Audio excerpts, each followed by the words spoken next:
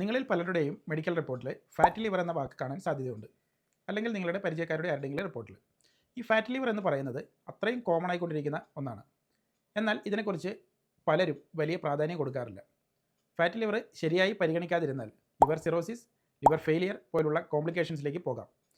ഇന്നത്തെ വീഡിയോയിലൂടെ fatty liver എന്താണെന്നും ഇത് എങ്ങനെ സംഭവിക്കുന്നതെന്നും എങ്ങനെ റിവേഴ്സ് ചെയ്യാം, അതായത് ഫാറ്റി ലിവറിനെ എങ്ങനെ നോർമൽ കണ്ടീഷനിലേക്ക് കൊണ്ടുവരാമെന്നൊക്കെയാണ് ഡിസ്കസ് ചെയ്യാം.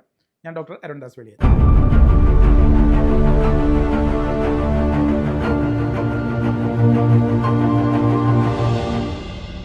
ആദ്യം ലിവറിൻ്റെ ശരാശരി ഘടനയും പ്രവർത്തനങ്ങളും മനസ്സിലാക്കാം.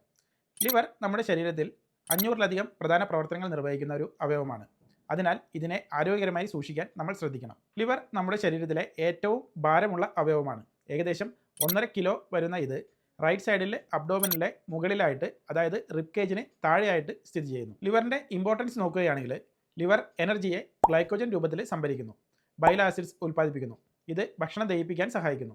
അതുപോലെ ഏറ്റവും പ്രധാനമായി ലിവർ ഒരു നാച്ചുറൽ ഡീടോക്സിങ് ഓർഗനാണ്. നിങ്ങൾക്ക് ഡീടോക്സിഫിക്കേഷൻ ചെയ്യാൻ ഒന്നും വലിയ പ്രയാസം വേണ്ട.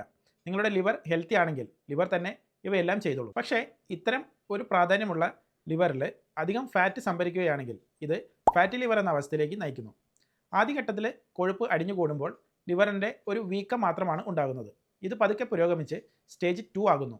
അതിൽ വീക്കം മാറി സ്കാർ ടിഷ്യൂസായി മാറുന്നു. പിന്നീട് stage 3, that is fibrosis stage, and finally the ultimate cirrhosis. ഇപ്പോൾ നിങ്ങൾക്ക് തോന്നാം ഈ ഫാറ്റ് ലിവർ ഫാറ്റ് കൂടുതലായ ഭക്ഷണം കഴിച്ചാലാണ് സംഭവിക്കുന്നതെന്ന്. ആക്ച്വലി അങ്ങനെയല്ല. ഇത് ഒരു മിത്താണ്. ശരിക്കും ഫാറ്റ് ശരീരത്തിന് ആവശ്യമാണ്.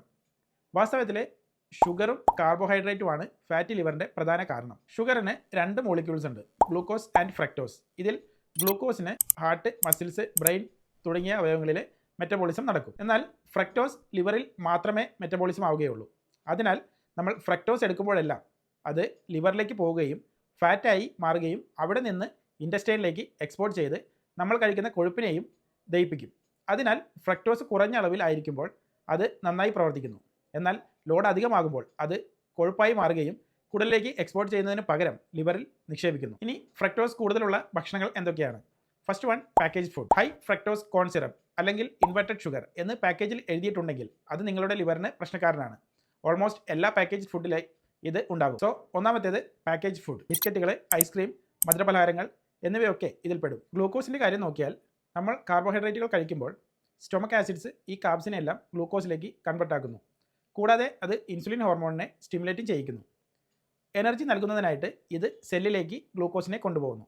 അതിനാൽ നമുക്ക് സംസാരിക്കാനും പ്രവർത്തിക്കാനും കഴിയുന്നു. പക്ഷേ നമുക്ക് ആവശ്യമുള്ളതിനേക്കാൾ അധികമായി ഗ്ലൂക്കോസ് ഉണ്ടായാൽ, അതായത് ഒരുപാട് കാർബ്സ് എടുത്താൽ, ഇത് യഥാർത്ഥത്തിൽ സെല്ലുകളിലേക്ക് പോകുന്നതിന് പകരം കരളിൽ അല്ലെങ്കിൽ ലിവറിൽ ഗ്ലൈക്കോജൻ ആയി സൂക്ഷിക്കുന്നു. ഭക്ഷണം ഇല്ലാത്തപ്പോൾ, അതായത് ഫുഡ് കഴിക്കാതെ ഇരിക്കുമ്പോൾ നമുക്ക് വേണ്ട എനർജി ആയിട്ട് പിന്നീട് ഇത് ഉപയോഗിക്കും. എന്നാൽ സൊമാറ്റോസ്, സ്വിഗ്ഗി, യൂബർ ഈറ്റ് എന്നിവയിൽ നിന്നൊക്കെ വാങ്ങി കഴിക്കുന്നിടത്തോളം കാലം നമുക്ക് ഫുഡ് ഇല്ലാത്ത പ്രോബ്ലം ഉദിക്കുന്നില്ല. അതിനാൽ സംഭരിച്ചിരിക്കുന്ന ഗ്ലൈക്കോജൻ ഒരിക്കലും നമ്മൾ ഉപയോഗിക്കില്ല. അതിന് റോളൊന്നുമില്ല. അതിനാൽ അത് കൊഴുപ്പോ ട്രൈഗ്ലിസറൈഡോ ആയി മാറുന്നു. ഇനി ഫാറ്റി ലിവറിനെ എങ്ങനെ റിവേഴ്സ് ചെയ്യാം, അല്ലെങ്കിൽ നോർമൽ സ്ഥിതിയിലേക്ക് കൊണ്ടുവരാൻ എന്തൊക്കെ ചെയ്യാം എന്ന് നോക്കാം.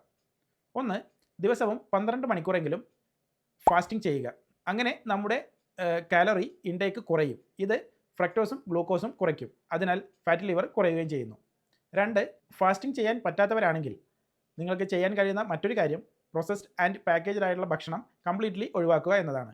അങ്ങനെ ചെയ്യുമ്പോൾ ഫാറ്റി ലിവറിൻ്റെ മെയിൻ കാരണം ആയ ഫ്രക്ടോസ് ഇൻടേക്ക് കുറയുന്നു. 3rd one, law carb diet ആണ്. അതിലൂടെ ഗ്ലൂക്കോസ് ഇൻടേക്ക് കുറയുന്നു. ഒരു സ്റ്റഡീസിൽ പറയുന്നത് ഫാസ്റ്റിങ്ങിൻ്റെ കൂടെ ലോ കാർബ് ഡയറ്റ് ഫോളോ ചെയ്താൽ ഫാറ്റി ലിവർ 50% വരെ കുറയുന്നു എന്നതാണ്. നമ്മുടെ ലിവർ സ്വയം റീജനറേറ്റ് ചെയ്യുന്ന ഒരു അവയവമാണ്.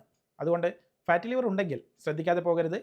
ഈ പറഞ്ഞ കാര്യങ്ങൾ ചെയ്താൽ നിങ്ങൾക്ക് കംപ്ലീറ്റ്ലി ഫാറ്റി ലിവറിനെ നോർമലിലേക്ക് കൊണ്ടുവരാൻ സാധിക്കുന്നതാണ്. വെലീത് homeopathy, on a mission to cure.